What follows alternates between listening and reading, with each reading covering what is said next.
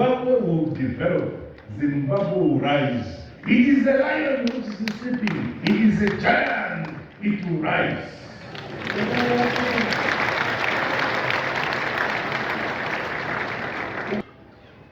Nyika dzakawanda, mapresident akawanda akasimuka akatitsigira kuti masanctions ngaabve.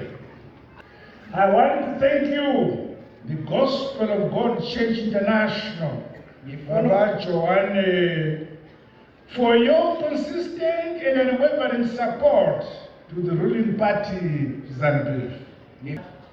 Vaparidzi vapupura pano masikati machena kuti Mwari ndiye anoisa vatungamiriri, isu sevatendi totsigira vatongi venyika.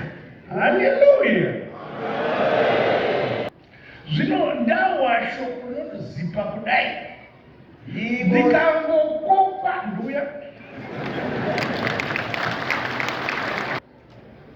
mavimbisa imwe kuti gore rinouya kune sarudzo tinenge takamira nemwe chii chandingada zvakare mondikoka mugomondikoka ndichingouya.